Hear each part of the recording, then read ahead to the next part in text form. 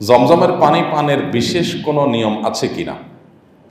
জমজমের পানি পান করা এটার বিশেষ কিছু নিয়ম আছে, বিশেষ কিছু বিষয় আছে যেগুলো অন্য 10টা পানির ক্ষেত্রে নাই।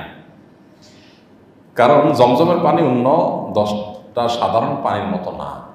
এই পানির বিশেষ ফজিলত আছে, এই পানির বিশেষ মর্যাদা আছে। এই জন্য পানি পানির ক্ষেত্রে বিশেষ কিছু নির্দেশনা কোরআন এবং সুন্নাহর আলোকে আছে। প্রথমত, এই পানি অলৌকিক পানি। ইব্রাহিম আলাইহিসসালামের ছেলে আল্লাহ নবী ইসমাইল আলাইহিসসালামের জন্য আল্লাহ তাআলা মাহাজার এবং ইসমাইল আলাইহিসসালাম তাদের উভয়ের জন্য সাফা এবং মারওয়া মক্কার এই উভয় পাহাড়ের মধ্যবর্তী জায়গা থেকে অলৌকিকভাবে পানির ফোয়ারা বের করে, যে কুয়া যেখানে ছিল না, এই বাচ্চার কান্না, তার ক্ষুধা, তৃষ্ণা, মায়ের দুধ শুকিয়ে যাওয়া, এই সমস্যা থেকে উত্তরণের জন্য আল্লাহ নবী সাল্লাল্লাহু আলাইহি সাল্লাম ইব্রাহিম আলাইহিস সালামের পরিবারকে আল্লাহ রক্ষা করবার জন্য অলৌকিকভাবে যে ফোয়ারা বের করে দিয়েছেন, সেই ফোয়ারার পানি হলো জমজমের কূপ। এবং সেখান থেকে আজ হাজার হাজার বছর ধরে লক্ষ লক্ষ কোটি কোটি মানুষ পানি পান করছে। সে পানি এখনও না ফুরাচ্ছে এবং তার স্বাদটা পৃথিবীর কোনো পানির সাথে মিলে না, সম্পূর্ণ ভিন্নতর। যারা পান করেছেন তারা জানেন এই পানি বিশেষ ফজিলত এবং মর্যাদা দিনের আলোর মতো পরিষ্কার। এই পানি সম্পর্কে নবী করিম সাল্লাল্লাহু আলাইহি সাল্লামের একটা হাদিস রয়েছে। তিনি বলেছেন, মা ও জমজমা তুআমু তুআমিন ওয়া শিফাউ সুকমিন। অর্থাৎ জমজমের পানি এটা পানি হিসেবে পানীয়ের কাজ যেমন দেয়, খাদ্যের কাজও দেয়। অর্থাৎ এটা পান করলে তৃষ্ণা যেরকম নিবারণ হয়, কিছুটা খাদ্য এর কাজ দেয়, ক্ষুধাও নিবারণ হয়। এখন আপনি বলতে পারেন, তাহলে তো সব বাদ দিয়ে জমজম পানি খাওয়া উচিত। জমজমের পানি ওইটার কাজ দেয় মানে এই না যে আপনার অন্যান্য খাদ্য শরীরের জন্য প্রয়োজন নাই, এই কথা বলা হয়েছে। তার মানে ক্ষুধা নিবারণের কাজ বা ভূমিকা এই পানিতে আছে। যার কারণে যারা মক্কাতে যান, মদিনায় যান, তারা জানেন সারাদিন রোজা রেখেও যদি 1-2টা খেজুর খান আর 2-4-5-7 গ্লাস জমজম পানি খান, প্রায় একবেলা খাওয়ার মতোই এনার্জি শরীরের মধ্যে চলে আসে। যাই হোক, এটা নিয়ে নানা গবেষণাও আছে। আর জমজমের পানি সম্পর্কে নবী সাল্লাল্লাহু আলাইহি ওয়াসাল্লাম হাদিসের পরামর্শ হলো, এটা অসুস্থ এবং দুরারোগ্য ব্যাধিতে বা যে কোনো রোগে আক্রান্ত মানুষের জন্য শেফা আল্লাহ তাআলা পানিতে রেখেছেন, আরোগ্য লাভের উপাদান রেখেছেন। এই জন্য নবী করিম সাল্লাল্লাহু আলাইহি ওয়াসাল্লাম আমাদেরকে ঔষধ গ্রহণ করতে বলেছেন। তাদাওয়াও, তিনি বলেছেন অসুস্থ হলে তোমরা ঔষধ গ্রহণ করো। এর পাশাপাশি আল্লাহ সুবহানাহু ওয়া তাআলার ইহসান এবং অনুগ্রহ এবং রহমতের আশায় দোয়া যেরকম আমরা করি, জমজমের পানিটাও আরোগ্য লাভের আশায় আমরা পান করতে পারি। আল্লাহ তাআলা এর মাধ্যমে আরোগ্য দান করে থাকেন। তাহলে জমজমের পানির বিশেষ কিছু ফজিলত এবং মর্যাদা আছে। এই জন্য পানের ক্ষেত্রেও বিশেষ কিছু সুন্নাহ বা আদব আছে। এর ভিতরে একটা হলো যে নবী করিম সাল্লাল্লাহু আলাইহি ওয়াসাল্লামের একটা হাদিস রয়েছে যে, মা ও জমজমা লিমা শুরিবালা। জমজমের পানি যে উদ্দেশ্যে পান করা হয় সেই উদ্দেশ্য হাসিল হয়। এই জন্য জমজম পানি পান করার সময় কোনো একটা দোয়া করে আল্লাহর কাছে কিছু একটা চেয়ে তারপরে সে আশায় পানি পান করা, যে আল্লাহ এই পানির মাধ্যমে তুমি আমাকে এই জিনিসটা দাও। এই যে পানি পান করছি, এই টাইমে একটা দোয়া কবুল হয়, এই দোয়া আল্লাহ তাআলার কাছে পেশ করে মনে মনে, তারপরে মনে হোক মুখে হোক এই দোয়া পেশ করে তারপর আমরা এই পানি পান করবো। এটা একটা আদব। আব্দুল্লাহ ইবনে আব্বাস রাদিয়াল্লাহু তাআলা আনহুর একটি দোয়া আছে বর্ণিত, তিনি জমজম পানি পান করার সময় পড়তেন, আল্লাহুম্মা ইন্নী আসআলুকা ইলমান নাফিআ ওয়া রিজকান ওয়াসিআ ওয়া শিফাআন মিন কুল্লি দা।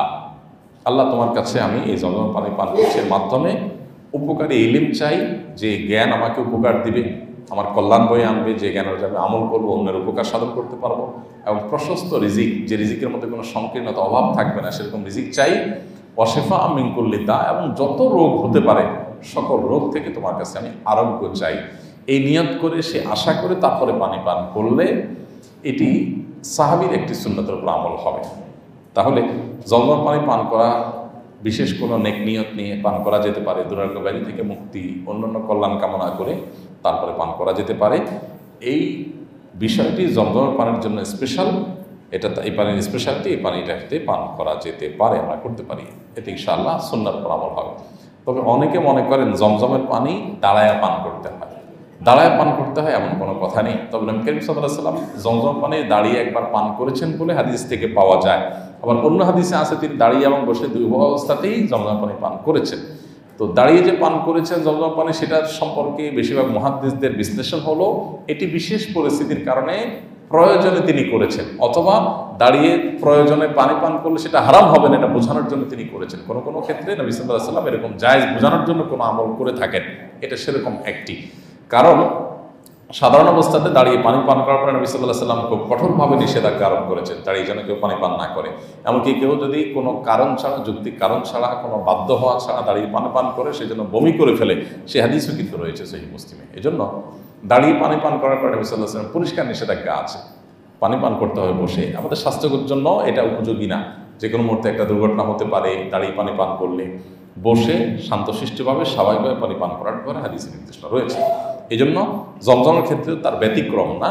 তবে যেহেতু নবী সাল্লাল্লাহু আলাইহি ওয়াসাল্লাম জমজম দাঁড়িয়ে পান করেছেন বলে প্রমাণিত হয়েছে এবং মুহাদ্দিসরা বলেছেন এটা বিশেষ কারণে, অতএব বিশেষ কোনো প্রয়োজন হলে দাঁড়িয়ে পান করা জায়েজ আছে, কিন্তু সাধারণ অবস্থাতে বসে পান করাটাই হলো পানি পানের আদব। তাছাড়া নবী করিম সাল্লাল্লাহু আলাইহি ওয়াসাল্লাম বা সাহাবা ইকরাম কেউ বসা অবস্থায় জমজমের পানি কেউ দিছে আর তিনি সেই গ্লাস নিয়ে দাঁড়ায় গেছেন পান করার জন্য, এরকমটি কোথাও পাওয়া যায় না।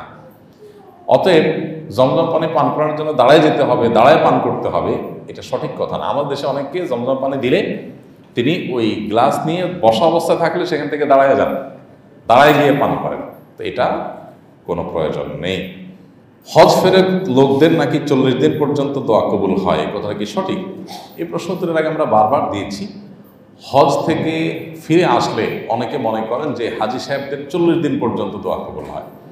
এরকম কোনো কথা কোরআন অথবা হাদিস দ্বারা সাব্যস্ত হয়নি, প্রমাণিত নয়।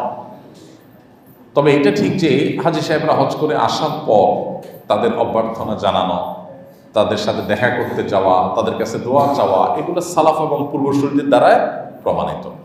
স্বয়ং নবী করিম সাল্লাল্লাহু আলাইহি ওয়াসাল্লাম যখন হজ করে ফিরে এসেছেন তখন কিছু সাহাবী তাকে অভ্যর্থনা জানাতে এগিয়ে গিয়েছেন, তার সাথে সাক্ষাৎ করেছেন, তাকে ইস্তেকবাল করেছেন, অভ্যর্থনা জানিয়েছেন, ওয়েলকাম করেছেন। নবী সাল্লাল্লাহু আলাইহি ওয়াসাল্লাম সেটাকে ডিনাই করেন নাই। এখান থেকে বোঝা যায় যে হজ করে আসা মানুষ নিষ্পাপত্ব অর্জন করে হজ্জে মাবরুর করে এসেছেন, এই সুধারণা বশত তার সাথে দেখা করতে যাওয়া, একজন নেকামলকারী মানুষ এসেছেন, নেকামল করে এসেছেন, অনেক নেকামল করে আসার সুযোগ হয়েছে, সে মানুষের সাথে সাক্ষাৎ করা, তার কাছে দোয়া নেওয়া এবং ইস্তেকবাল করা, এগুলো আমাদের সালাফ এবং পূর্বসূরি বলা স্বয়ং নবী করিম সাল্লাল্লাহু আলাইহি ওয়াসাল্লামের আমল দ্বারা প্রমাণিত। এটা ঠিক আছে, কিন্তু এর মানে এই না যে 40 দিনের একটা ফিক্স আপনার টাইম সময়সীমা বেঁধে দেওয়া হয়েছে যে এতদিন পর্যন্ত তার দোয়া কবুল হয়, এরকম কোনো কথা হাদিস দ্বারা প্রমাণিত নয়। হজের সময় কি পর্দার বিধানে কোনো শিথিলতা আছে? হজের সময় পর্দার বিধানে কোনো শিথিলতা নাই। আমাদের অনেক মা বোনরা হজ করতে যান কিন্তু পর্দা করেন না, অনেক পুরুষরা আছেন হজ করতে যান চোখের পর্দা করেন না, তাদের হজ নষ্ট হয়, হজের থেকে সওয়াবের চাইতে গুনাহ তাদের বেশি হবে।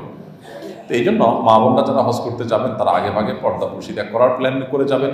আপনার পর্দাহীনতা অনেক পুরুষের আমল নষ্ট করবে, তাদের হজকে নষ্ট করবে, যেন আপনি দায়ী থাকবেন। এই জন্য আল্লাহর ওয়াস্তে হজ করতে যাওয়ার আগে পর্দার বিধান গুরুত্বটা বুঝে যাবেন।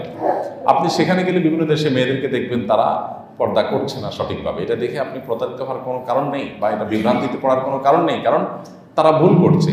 কারণ ভুলটা আপনার জন্য রেফারেন্স হতে পারে না, আপনি কারো ভুলকে অনুসরণ করতে পারেন না। যদি মেজরিটি মানুষ ভুল করে তারপরও আপনি সেটা অনুসরণ করতে পারেন না। আল্লাহ বলেছেন ওয়ালা তুতি আকসার মান ফিল আরদি ইউদিল্লুকা আন সাবিলিল্লাহ, পৃথিবীতে বেশিরভাগ লোক কি করে এটা দেখে যদি তুমি চলতে যাও তাহলে তারা তোমাকে সঠিক পথ থেকে সরাই দেবে। এই জন্য হজের জন্য পর্দার বিধানে কোনো শিথিলতা নাই, বরং হজের জন্য একই বিধান প্রযোজ্য যেটা অন্য সময় প্রযোজ্য। আমাদের আয়েশা রাদিয়াল্লাহু তাআলা আনহার হাদিস আমরা জানি যে তিনি বলেছেন নবী করিম সাল্লাল্লাহু আলাইহি ওয়াসাল্লামের সাথে তিনি যখন হজ করেছেন তখন তারা মুখ সাধারণত এহরামরত অবস্থা মুখ খোলা রাখতে হয় নারী পুরুষ সকলের, কিন্তু তিনি বলেছেন যখনই কোনো গায়রে মাহরাম পুরুষ এর সামনে যাওয়ার মতো পরিস্থিতি তৈরি হয়েছে বা রাস্তাঘাটে গেছি অন্য পুরুষদের চোখে পড়ার মতো পরিস্থিতি হয়েছে, সাথে সাথে আমরা মাথার কাপড় টেনে দিয়েছি, তার মানে মুখমণ্ডলকে আবৃত করার চেষ্টা করেছেন, পর্দার মধ্যে আনার চেষ্টা করেছেন। এখান থেকে বোঝা যায় যে মুখমণ্ডল পর্দার আওতাভুক্ত, তা নাহলে তিনি কেন পরপুরুষকে দেখে মাথার কাপড় মুখে টেনে দিয়েছেন।